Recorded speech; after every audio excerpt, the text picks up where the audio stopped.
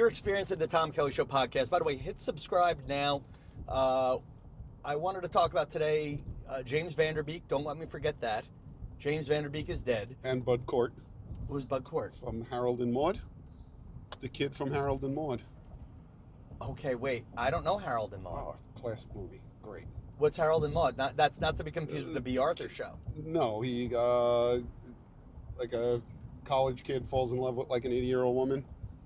You never heard of that movie? Oh, it's classic. You're the king of like useless pop culture, but like we're not even useless. You're a step above. You're kind of classy with your useless pop culture. Is that fair He also to say? played God at the beginning of Dogma. I thought that was Alanis Morissette was at the end, but he was God at the beginning who got mugged on the boardwalk and put into the hospital. That caused the rest of the movie to happen. Okay, gotcha. He's no James Vanderbeek, is what you're saying. Comparable. I'll tell you why I'm nostalgic about James Vanderbeek. Do you think he's on the same celebrity level as And James James Vanderbeek? Vanderbeek was in Jay and Silent Bob Strike Back. So 2 people from Kevin Smith movies died in the same day. Oh, Kevin Smith must be so sad. Yes, he is. Wrote Okay. a whole thing for James Vanderbeek. I didn't see what he wrote for Bud Cort. Okay, well, I'll tell you why I'm sad about James Vanderbeek. One, he played Dawson in Dawson's Creek. He was in Varsity Blues. But when I was younger and better looking, people would come up to me and say, you look like Dawson from Dawson's Creek. You remember that? No, but who would say that? Well, and what was... Sorry, Tom. Well, and then what was funny... Okay, and what was funny about it was, it was one of my first stand-up bits that would work. I would go on stage, and my joke was, people come up to me and they always say, I don't mean to offend you, but you look like Dawson from Dawson's Creek. And I'm like, I wouldn't have been offended, except they used the phrase, I don't mean to offend you, right before that. Like the only thing he could have meant is like, you look like an ugly James Vanderbeek. Not even a Okay, good... you have to put up a picture of yourself when you look like James Vanderbeek up here so everyone could agree that you did not look like James Vanderbeek. And I'm going to be honest, I was trying to make this joke work as he was struggling with cancer, that I looked like James Vanderbeek dying of cancer, and then someone in the crowd said, you don't look that good. But I'm sad he's gone. Like he was like He seemed like a really nice guy. He like like from interviews and stuff. Like there was, I don't think there was any dirt on him, and No. he just struck me as the real life guy of like he worked with, like Katie Holmes, and he played this thing of like, it was like I think it was Dawson versus Pacey to pick up Katie Holmes, Right. and in the end they both lost her to Tom Cruise. And I used to love too, like when I would say I look like Dawson from Dawson's Creek, I used to love singing it. I don't want to wait for our lives to be over. I used to love singing that. That was the theme to Dawson's Creek. Yeah, I got it. You know what I miss about the 90s and 2000s? You didn't have to watch Dawson's Creek to know that was the theme song for Dawson's Creek. Nowadays, I can't name the theme song for Gossip Girl, can you? No. But I'll tell you something. You find any... Gossip Girl, way to make a modern reference. That's not a modern reference? No. No? No. Okay. I think that's 10 years old. Probably, yeah, okay, fine. Love Island? I don't know, like what's a drama people watch now? I don't know. What's a network show people watch now? Okay, but what's a rom-com-y kind of a girl show that's popular now? No idea. I don't know, like it's funny, when I was doing wrist physical therapy, they were very, but anyway, finishing the James Vanderbeek tribute, I liked him. He just seemed nice. Yes, he seemed like a good guy. And I was rooting for him. And I also used to confuse Varsity Blues and Rudy. So I apologize.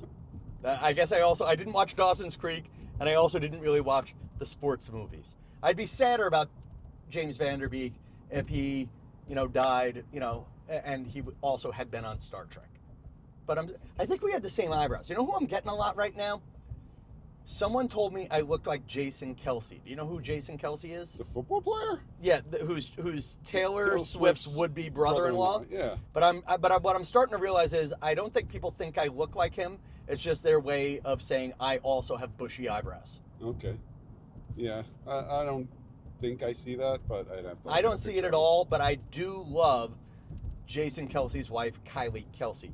First of all, that's a fun name to say, Kylie Kelce, even though that's her married name. But if for some reason Kylie Kelce's marriage to Jason Kelce fell apart, I am very available and ready to go. The long pause said enough. Thank you, Steve. Exactly. Wow. If only insert cricket sound effect here. I feel like we only have a few minutes left of sunlight while driving west. What else have we? I don't want to say what do you want to talk about, but what else was on my list of things I wanted to talk about? Is it too late to review the Bad Bunny show? Did you watch the Super Bowl? Well, you're going to have to put this on soon because James Vanderbeek just died, so you can't hold this one off too long. I mean, this is going to have to be the easy Sunday edit. Okay. A week late. Show. Let's do it short just because it's there. I get invited every year, and you're going to not make fun of any of the people I described now. Deal? So I don't have to do my own edits of this. Okay. So I always get invited over to my friend Jim's house and his wife Diana, awesome people, friends of mine for, honestly, 25 years now. And Jim and Diana have a home, and they're very Catholic like my family, and they have like a lot of religious pictures. And the home also had in the living room to describe the political spectrum. The living room also had a picture of the Virgin Mary, a framed picture of the Virgin Mary next to a framed picture of Charlie Kirk. Gotcha. But the party also had a very diverse range of political opinions, and everybody was coexisting. And that's what I liked. And it was the Bad Bunny show in a room with a Charlie Kirk picture, while there was an alternative halftime show sponsored by Charlie Kirk's production company. Am I saying this all correctly? I believe so, yeah. And we watched the Bad Bunny show on the TV instead. And in the room was also my Cuban friend, Andrew, my half Ecuadorian friend, Stephanie, and our Puerto Rican friend, Vivian. So we had 2.5 Hispanic people in the room. And basically what I loved about the Bad Bunny special, I mean, it was visually stunning, but if I did not have friends of Hispanic descent there to explain some of the nuances, I don't know if I would have enjoyed it as much. So, like, I don't want to side with right-wing America, but if I didn't have someone to say, Tom, the telephone special, or if I didn't have someone to say, Tom, the telephone poles are special because Puerto Rico is dealing with a power crisis. Right. Yeah, there definitely was a lot in there. My opinion, I don't know any of Bad Bunny's music. First of all, let me say the political angle is shut the fuck up. It's just a halftime show. Why are you making it political? All that. Get that out of the way. But in terms of the show itself, not a Bad Bunny fan. Not that I don't like him. I just don't know his music. So that already was on it. Yes, I'm with you. My biggest critique of the halftime show is it reminded me a lot of the Weeknd's halftime show during COVID, where the audience wasn't a part of the show at all. Like, if you were in the stadium, that was the worst halftime show ever. You couldn't see anything. I want the halftime show. I want to feel like I'm in the audience watching this grand concert. That's my critique. Is it was like a music video, not a halftime show. So to your point, but let me also go back to the political stuff. I was on a private yacht in the Galapagos Islands. Shout out to Quasar Expeditions. Great job. But anyway, I was being bougie in a yacht. Okay, but you were with... One of the people on the yacht was a red guy from Texas. Nicest guy. Loved him. After the halftime show, he goes, that was really good. And like, he wasn't criticizing it before. I'm not saying he was that way. But just the fact that, like, he watched it. He was red from Texas. And he thought it was great. Yeah. I'm going to be honest. I don't get actually, and what Bad Bunny has been critical of the American government because, quite frankly, if you're from Puerto Rico, the American government's kind of hot and cold with you. Yeah, sometimes it lets you down. I have a lot of Puerto Rican loved ones who are very proud to be American, et cetera, et cetera, et cetera. Yeah, and sometimes mainland America, Washington, has let Puerto Rico down for the place that could be the 51st state, 51st state one day. But going back to the cinematic thing, I initially thought that was going to be the worst halftime special to see live because of the tall grass. Yeah, you couldn't see anything. But the people at the Super Bowl were on inclines looking down. Yeah, but I've seen like TikToks of people in the audience, and it was terrible. It just wasn't for them. Even if you Which were is fine, because there's 80 million people watching on TV and 40,000 there. So my imagining of the Bad Bunny halftime show, if I were up in the nosebleed section, looking at the tall grass and stuff, I imagined it looking like Bad Bunny standing on a double dolly running through a corn maze. Yeah. You know, I don't know. I enjoyed how it looked on TV. Let's face it, I'm not going to the show, so I can deal with it. Yes, so there you go. I'm okay. I don't know. I have other things to be exhausted by. I did also watch the Kid Rock halftime show for a little bit on my iPhone, and it looked like a very well-produced musical number at a daytime talk show. Okay.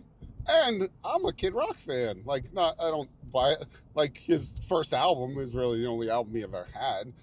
I have it. It was great. I love Kid Rock. I got no problem with Kid Rock. And you know, I don't want to hear his politics, to be honest with you. Exactly. I don't necessarily want to hear Bad Bunny's politics. Right. And I also don't want to hear Kid Rock's politics. Whether you agree with them or not, I don't want to hear anybody's politics if they're the famous person.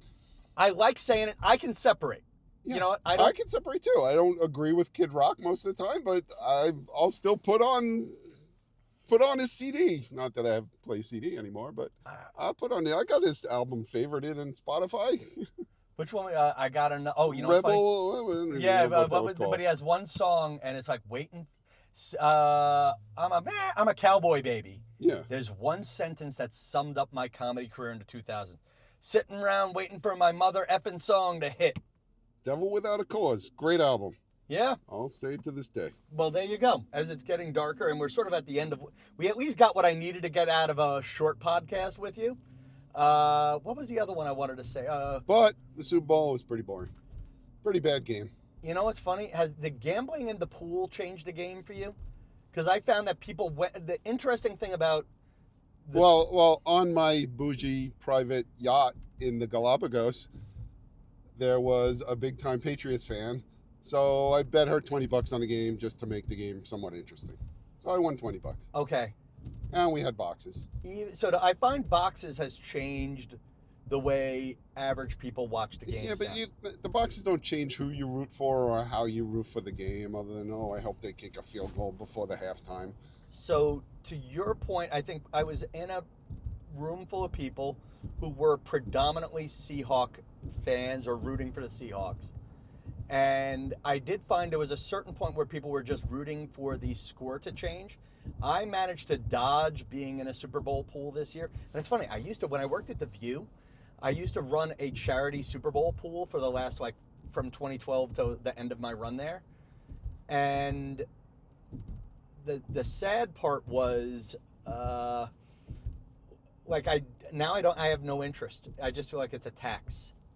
Like it's a party tax. Yeah. And in the end, I snuck out until they filled up the board, and then I kind of started socializing and mingling. Because I feel like, in the end, my Super Bowl pool, whatever pool we had, one guy won all 4 boxes. Really? Wow. Now, he put the most in, so he had the most chances. Mm-hmm.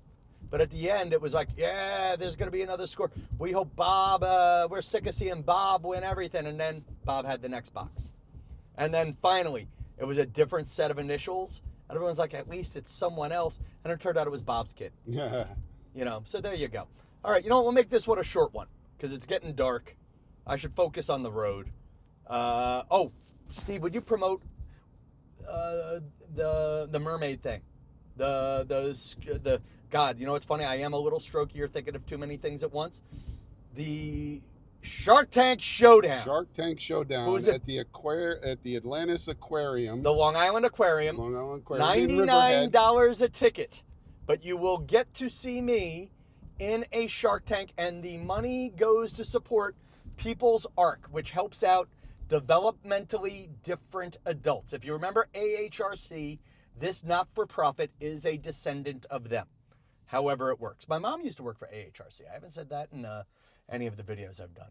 Like, I grew up, like, I would say, like, I've done this joke while performing on Take Your Kid to Work Day.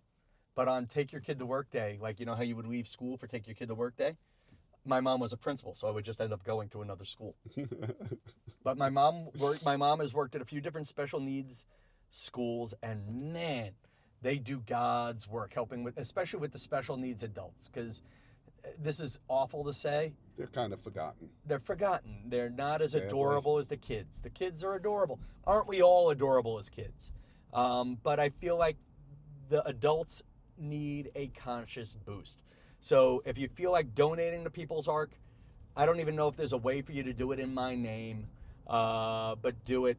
And if you want to go to the event, People's Ark, Suffolk County, Shark Tank Showdown, do a Google. Hopefully there will be something in the show notes, and that's it. And then hopefully, if it goes well, I will at some point be there in a mermaid tail.